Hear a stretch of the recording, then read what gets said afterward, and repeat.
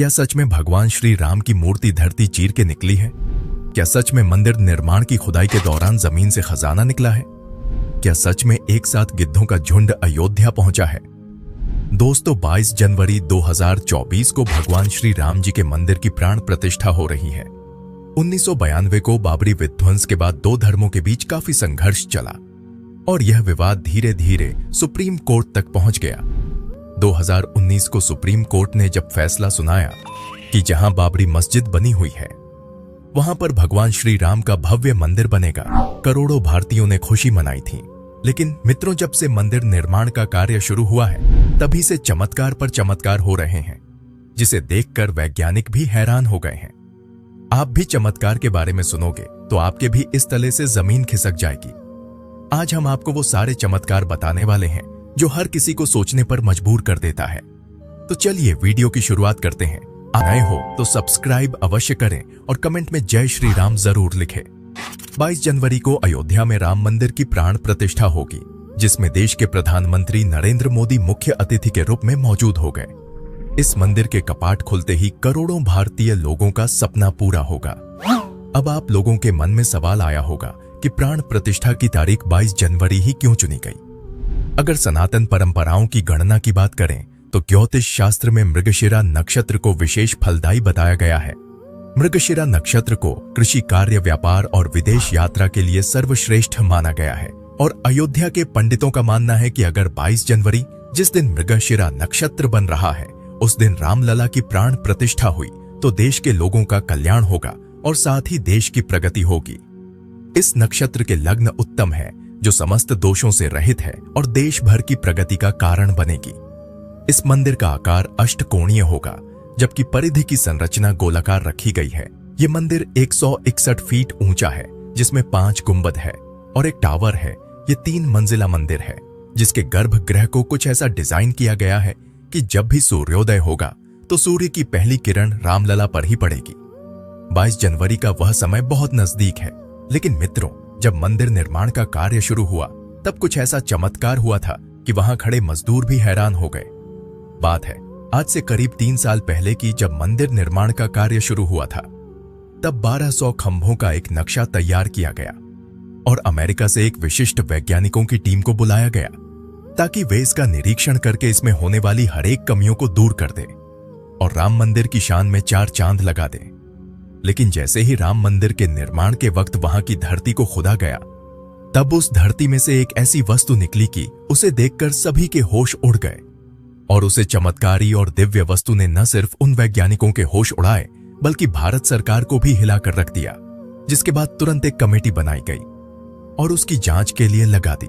लेकिन उसके बाद कुछ ऐसा हुआ कि वे सभी भी प्रभु श्री राम के भक्त बन गए। दरअसल यह बात है राम मंदिर के निर्माण के समय की, जब अमेरिका से थॉमस नाम के एक वैज्ञानिक भारत में राम मंदिर निर्माण कार्य के दौरे पर आए हुए थे।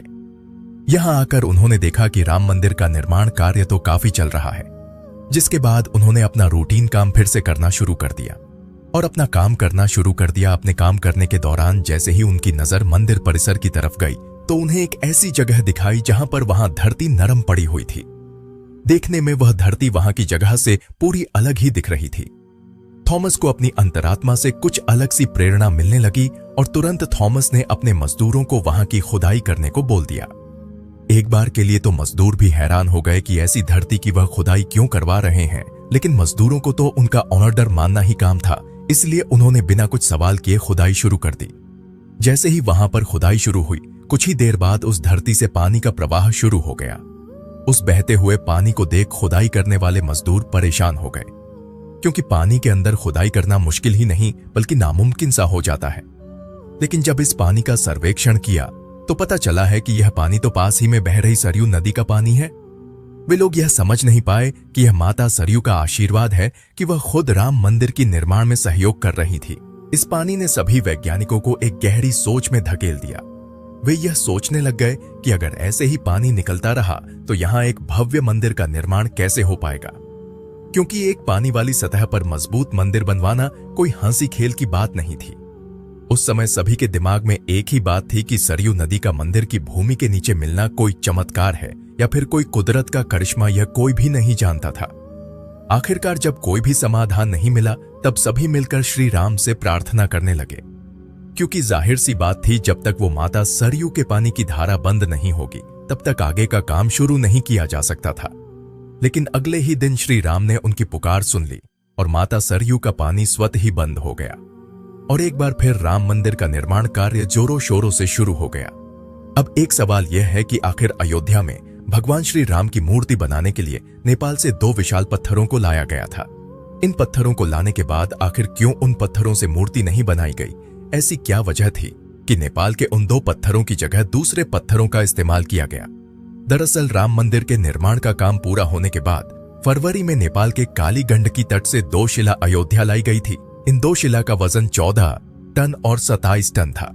शुरुआत में इन शिला से राम मूर्ति बनाए जाने की बात सामने आई, लेकिन बाद में पता चला कि इन शिला को राम मूर्ति बनाने के लिए उचित नहीं पाया गया।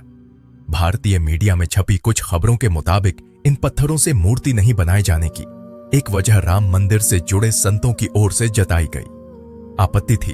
खबरों के मुताबिक कुछ संतों का मानना था कि इन पत्थरों को मूर्ति निर्माण में इस्तेमाल नहीं कर सकते, क्योंकि कालिंदी की चट्टानों को तोड़ा नहीं जाना चाहिए, क्योंकि वे शालिग्राम के बराबर हैं। हालांकि अयोध्या पहुंचे नेपाली प्रतिनिधियों के मुताबिक इन शिलाओं की तकनीकी जांच के बाद मूर्तिकार ने कहा कि ऐसी शिला से मूर्ति तराशना संभव नहीं है।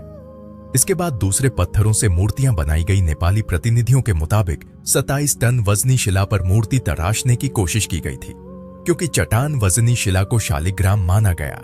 लेकिन 27 टन वाली शिला भी उपयुक्त ना पाए जाने के बाद दोनों शिलाओं को राम मंदिर निर्माण स्थल के पास रखा गया है। भारतीय मीडिया के मुताबिक राम मंदिर के गर्भगृह में रखने के लिए देश की अलग अलग जगहों से लाए गए पत्थरों से 3 मूर्तियां बनाई गई हैं। इनमें से सबसे अच्छी मूर्ति का चयन कर उसे गर्भगृह में स्थापित किया। अयोध्या चमत्कार तब हो गया जब लोगों को अचानक जटायु के वंशज गिद्ध आसमान में उड़ते दिखाई दिए। यहां तक कि भगवान श्री राम के भक्त इन्हें राम मंदिर की प्राण प्रतिष्ठा में आए मेहमान मान रहे हैं, क्योंकि पिछले कुछ सालों में यह प्रजाति विलुप्त सी हो गई थी। लेकिन राम मंदिर की प्राण प्रतिष्ठा नजदीक आते ही अयोध्या के आसपास बड़ी संख्या में गिद्ध आ पहुंचे हैं। लोग इस करिश्मा को देखकर पूजा भी कर रहे हैं, क्योंकि गिद्ध ऐसा प्राणी है जो भारत से विलुप्त हो चुका है। ऐसे में प्रभु श्री राम की प्राण प्रतिष्ठा से पहले ही वह कैसे दिखे, इसे लोग भगवान का चमत्कार मानकर पूजा कर रहे हैं। अब दोस्तों, यह इतनी बड़ी बात कोई सहयोग तो नहीं हो सकती है। दोस्तों, कुछ बुद्धिजीवी लोग रामायण के होने पर ही सवाल उठाते हैं। उन लोगों का मानना है कि रामायण असल में एक कहानी थी, मगर दोस्तों आज भी रामायण से जुड़े हुए कई सारे ऐसे सबूत मौजूद हैं जो हर किसी को मानने के लिए मजबूर कर रहे हैं। भगवान राम ने जो पुल बनाया था लंका जाने के लिए, वह आज भी मौजूद है। उसे वैज्ञानिकों ने भी माना है। वैज्ञानिकों ने उसे देखकर कह दिया कि यह कोई प्राकृतिक नहीं है, बल्कि यह इंसानों द्वारा बनाया गया पुल है, और जिस जगह पर वह पुल बनाया गया था वह आज भी उसी जगह पर मौजूद है। उस समय भगवान श्री राम ने अपने चमत्कार से पत्थर को पानी के अंदर तैरा दिया था, और उन तैरते हुए पत्थरों पर कदम रख के वानर सेना लंका में गई थी। दूसरा सबसे बड़ा सबूत रावण खुद की लंका है। रावण की लंका आज भी मौजूद है, और यह चमत्कार भी बहुत बड़ा सबूत है। जटायु गिद्ध प्रजाति से ताल्लुक रखते थे, वहीं जटायु भगवान श्री राम के परम भक्त थे। दोस्तों, जटायु और भगवान श्री राम के बारे में रामायण में भी कई बार हमें जिक्र मिलता है। त्रेता युग में जब भगवान श्री राम को अपने पिता द्वारा वनवास का आदेश मिला था, तब पंचवटी में भगवान श्री राम की पक्षीराज जटायु से मुलाकात हुई थी। पक्षीराज जटायु माता सीता को अपनी पुत्री के समान मानते थे। दरअसल जब रावण माता सीता को हरण करके ले जा रहा था, तब जटायु ने ही लंकापति रावण को सीता माता की रक्षा के लिए युद्ध किया था। वही जटायु जिन्होंने अपने पंखों से रावण को बहुत चोट पहुंचाई थी। रावण के शरीर को जटायु ने लहूलुहान कर दिया था। इस संघर्ष में जटायु ने अपने प्राणों की आहुति दी थी। छत्तीसगढ़ के दंडकारण्य में गिद्धराज जटायु का मंदिर है। यह वह स्थान है जब सीता का अपहरण कर रावण पुष्पक विमान से लंका जा रहा था, तो सबसे पहले जटायु ने ही रावण को रोका था। राम की राह में जटायु पहले शहीद थे। राम कथा में प्रसंग आता है जब जटायु के भाई संपाति ने कहा कि मेरे पंख कमजोर है, मगर आंख दूर की चीजें देख सकती है, इसीलिए मैं सीता जी को अशोक वाटिका में बैठी दे रहा हूं। इसलिए लोग इन्हें साक्षात जटायु के वंशज मान रहे हैं। दोस्तों, अयोध्या नगरी के अंदर ही भगवान श्री राम का जन्म हुआ था, जिसका जिक्र वाल्मीकि की रामायण में भी है। सालों तक चले राम राज्य के बाद जब श्री राम ने जल समाधि ले ली, तो अयोध्या नगरी सुनी हो गई। पौराणिक मान्यताओं के अनुसार उज्जैनी के राजा विक्रमादित्य जब यहां खेट करने आए तो उन्हें उजाड़ भूमि पर कुछ चमत्कार दिखाई देने लगे। खोज की तो पता चला कि यह श्री राम की जन्म भूमि है। इसके बाद उन्होंने यहां श्री राम के भव्य मंदिर का निर्माण कराया, जिसमें काले रंग के कसौटी पत्थर वाले चौश स्तंभ थे। समय समय पर यहां राजाओं मंदिर की देखभाल की, लेकिन 14वीं शताब्दी में जब भारत में मुगलों का शासन हुआ तो श्री राम जन्मभूमि को नष्ट कर वहां बाबरी मस्जिद बना दी गई। 1525 में राम जन्मभूमि मंदिर को बाबर के सेनापति मीर बांकी ने ध्वस्त करवाया था।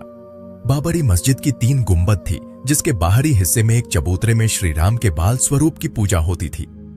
इसे राम चबूतरा कहते थे, लेकिन 1949 में बाबरी मस्जिद के मुख्य गुंबद के ठीक नीचे वही मूर्ति निकली जो सदियों से राम चबूतरे पर विराजमान थी।